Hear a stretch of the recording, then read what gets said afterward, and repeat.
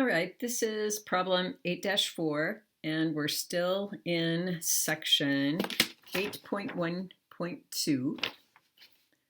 So this problem is about compound interest. So here's a table that we are going to need to fill out, but the problem actually guides us through doing that. So let's look at A. Complete the middle column of the table, so that's this one, to show the account balance each year after the money was deposited. How do you find the new balance each year? Okay, so this actually is a great little diagram. I'm going to zoom in on it. And what this diagram shows you is that to get from this balance, which is $500, there's an arrow here, and we multiply 500 by 1.05. So when we do that, we actually get the next balance, which is 525. And then with that balance, here's another arrow, and we multiply 525 by 1.05 to get the next balance, which is 551.25. So that is how we are going to fill in this middle table here, or middle column, I should say. So let's go ahead and do that. Let's take a look at our calculator. So I will pull up a calculator and show you how we're going to do this. All right, so I'll put this right next to it. All right, so we need to take 500 and multiply it by 1.05. So let's take 500 and multiply it by 1.05. Okay, the first time we do that, we get 525. So the next time we do that, and all I have to do to multiply it by 1.05 again is to hit the equal sign. The next time we do that, we get 551.25. Okay, so if I tap it again, I'll get 578.81, and we will round it off to the second decimal place because we're talking about money, and so that's the lowest that we can go with money, to the cent. Okay, so let's tap this again, and this time we get 607.75. And if we tap it again, we get 638. So remember, every time we're tapping, what we're really doing is multiplying the previous balance by 1.05. So now we're going to multiply this balance by 1.05, and we get 670.05. And now we're going to multiply 670 by 0.05 times 1.05. And there we have it. It's 703.55.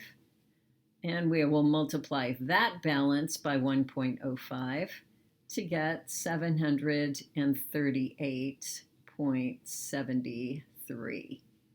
Okay, so we're done with that middle column. And how did we find the new balance each year? We multiplied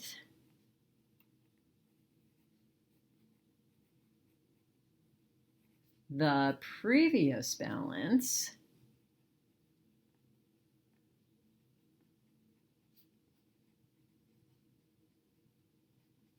by 1.05. So that's 5%, and then we multiply it by 1 plus 5% because the 1 preserves what the balance was originally and then tacks on 5% more. Okay, so that's answering that question. And then the next question is, use the information in the middle column to fill in the total interest earned column. Okay, so we're supposed to use this information to fill in this column. All right, this will show the total interest earned since year 0 after any number of years. How do you calculate the total interest earned? Okay, so the interest is just the percentage. So that's all we're interested in for this column.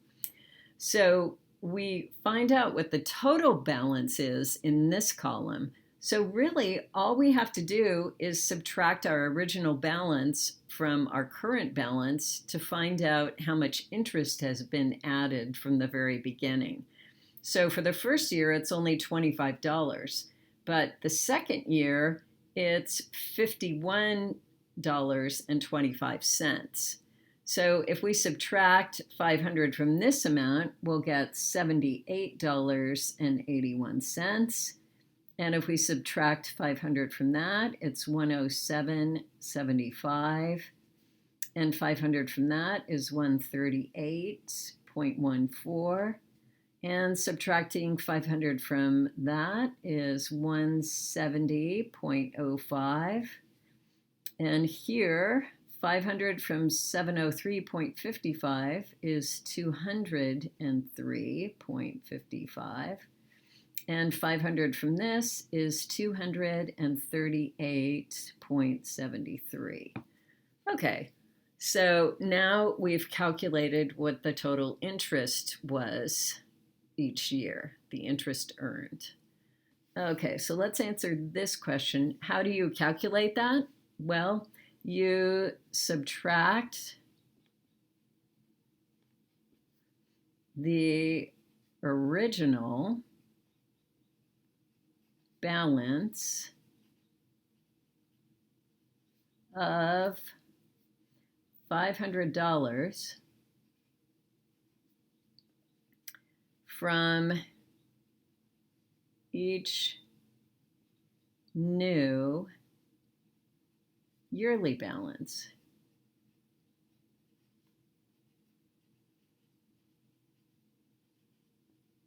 Okay, so that's the answer to that one.